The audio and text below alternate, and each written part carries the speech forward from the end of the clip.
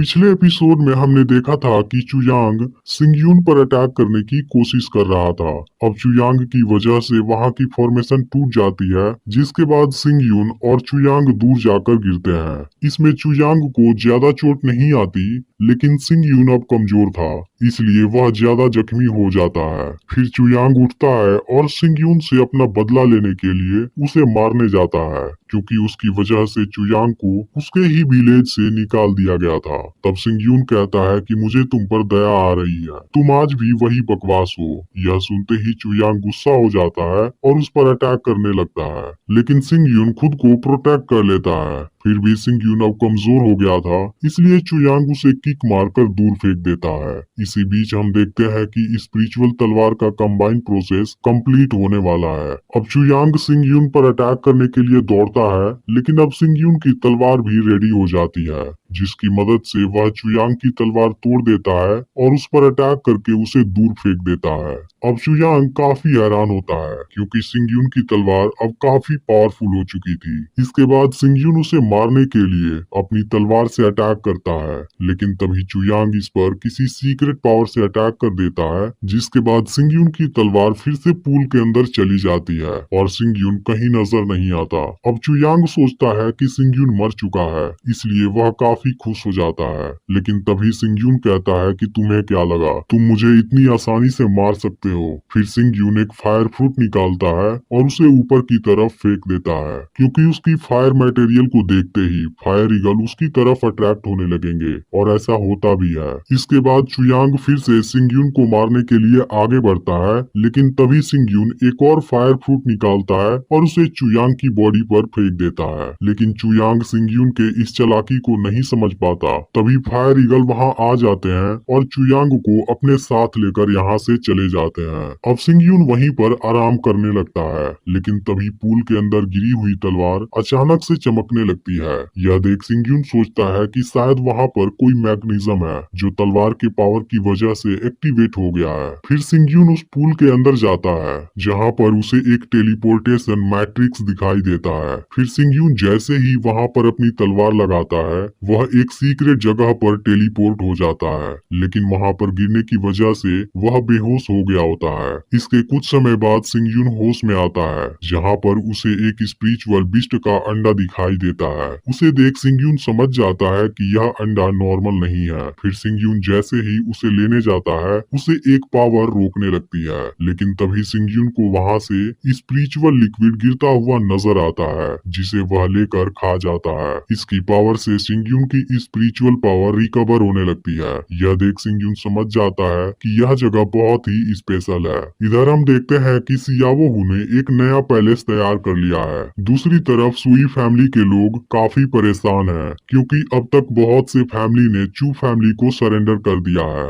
इसके अलावा 100 treasure pavilion ने भी चू फैमिली के साथ एक कमर्शियल एग्रीमेंट कर लिया है। यह लोग कहते हैं कि हमें चू फैमिली को बहुत पहले ही मिटा देना चाहिए था। अब इन सभी बातों से चोंग काफी गुस्सा होने लगता है। तभी क्वान यू वहाँ आती है और कहती है कि गुस्सा करने की कोई जरूरत नहीं है, चाहे सिंगयून कुछ भी कर ले, वह कचरे का ढेर ही रहेगा। जबकि मैं इन 3 महीनों के अंदर स्पिरिट गेदर के लेवल पर आ गई हूँ, और इसके अलावा मैंने 9 ओवरलैपिंग वेव्स भी सीख लिया है। तब चोंग कहता है कि मुझे पता है, अब सिंगयून तुम्हारे सामने नहीं टिक पाएगा। इस पर क्वान यू कहती है कि अब मैं सिफेंग सिटी की नंबर 1 जीनियस हूँ, चू फैमिली मेरे सामने कुछ नहीं है। वहीं अब ये किंसान से थोड़ी नाराज होती है, क्योंकि बहुत सारी फैमिली ने अब चू फैमिली को ज्वाइन कर लिया है। इसके अलावा सिफेंग माउंटेन में फायर स्टोन निकला है, लेकिन किंसान को इस बारे में कुछ भी पता नहीं है। अब ये किंसान को स्टोन फायर माइन का मास्टरशिप लेने के लिए कहती है।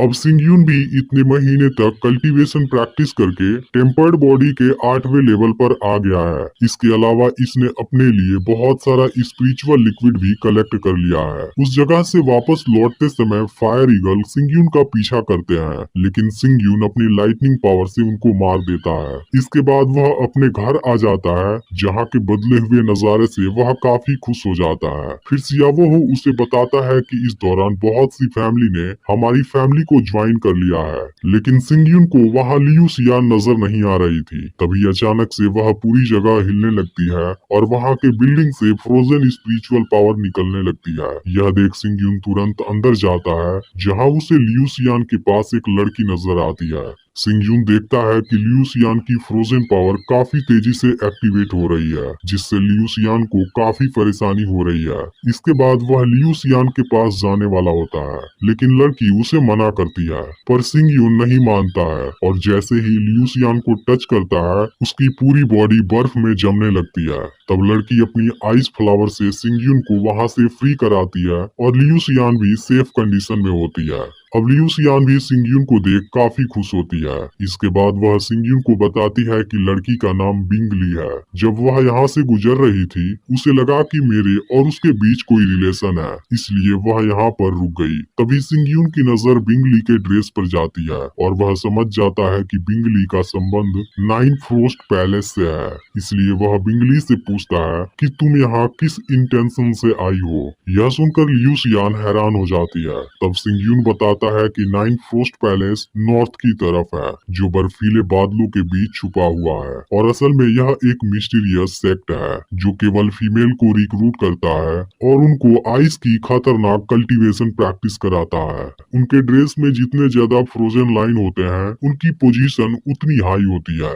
बिंगली की ड्रेस में 7 फ्रोजन लाइन थी, इसलिए सिंगयून समझ जाता है कि बिंगली उस जगह की जरूर एक एल्डर होगी। फिर बिंगली कहती है कि हाँ बिल्कुल, लेकिन मैंने कभी भी अपनी आइडेंटिटी नहीं छुपाई थी। मैंने लियू सियान के टैलेंट को देखा, इसलिए यहाँ पर रुक गई और अब उसे नाइन फ्रोस्ट पैलेस का स्टूडेंट बनाना चाहती हूँ। इसके बाद बिंगली एक रिंग निकालती है जिसमें 5 मार्शल टेक्निक होती है। इसी के साथ उसमें हजारों स्पिरिचुअल मटेरियल भी होते हैं, पर बिंगली उसे 5 मार्शल हाउस में एंटर करने के लिए कहती है, लेकिन इससे पहले वह उसकी डिसीजन भी पूछती है, पर खुद सिंगयून ही उसे मना कर देता है और कहता है कि इसमें सेक्ट का जरूर कोई दूसरा इंटेंशन होगा। तब बिंगली कहती है कि सेक्ट के डिसीजन को एक्सप्लेन करने की मुझे जरूरत नहीं है। इस पर सिंगयून सियावोहू से बिंगली को बाहर का रास्ता दिखाने के लिए बोल देता है। यह सुनते ही बिंगली गुस्सा होने लगती है, जिसके बाद यह तीनों भी अटैक करने के लिए रेडी हो जाते हैं। लेकिन तभी बिंगली अपने एक छोटे अटैक से ही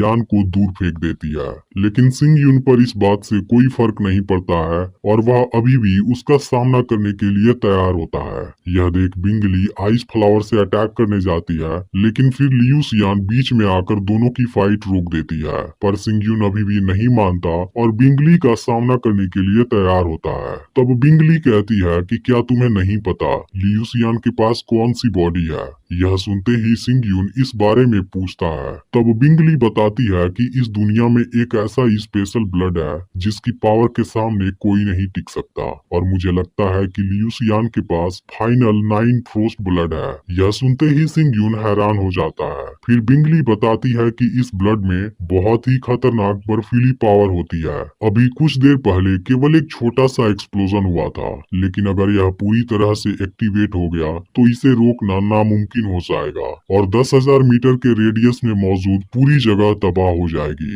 यह सुनकर लियू सियान डर जाती है। फिर सिंगयून पूछता है कि क्या नाइन फ्रोस्ट पैलेस इसे कंट्रोल कर सकता है। फिर बिंगली बताती है कि सेक्ट के पहले एल्डर के पास भी यही ब्लड था। वह मरने के बाद एक आईसी जेड छोड़ गए हैं, इसलिए आईसी ब्लड को एब्जॉर्ब करके लियू सियान की बॉडी में फ्यूज करना पॉसिबल है, जिसके बाद वह उसे कंट्रोल कर पाएगी। लेकिन इसके लिए उसे सेक्ट का स्टूडेंट बनना होगा और इसमें कम से कम 30 साल लगेंगे। इसके अलावा लियू सियान ने अभी तक कई बार अपने स्पिरिचुअल वेपन को एक्टिवेट करने की कोशिश की है, जिसकी वजह से उसकी आईसी ब्लड एक्टिवेट हो गई है और अगर वह मेरे साथ नहीं गई तो 6 महीने के अंदर ही मर जाएगी। यह सुनते ही लियू सियान काफी डर जाती है। तब सिंगयून लियू सियान से पूछता है कि तुम क्या सोच रही हो, जिस पर लियू सियान कहती है कि तुम्हारे बिना 30 सालों तक रहना मर जाने के जैसा है। फिर सिंगयून पूछता है कि तुम यह क्या कर रही हो। तब लियू सियान कहती है कि मुझे तुम पर पूरा भरोसा है। फिर सिंगयून भी कहता है कि अब चाहे कुछ भी हो जाए मैं तुम्हें कुछ नहीं होने दूंगा। लेकिन हम देखते हैं कि बिंगली इस बात से जरा भी खुश नहीं है। इसका अगला पार्ट भी बहुत ही जल्द अपलोड होने वाला है, इसलिए चैनल को सब्सक्राइब करके नोटिफिकेशन को ऑल पर सेट कर लेना और अगर पिछला पार्ट मिस कर दिया हो तो लेफ्ट वाली वीडियो जरूर देख लेना।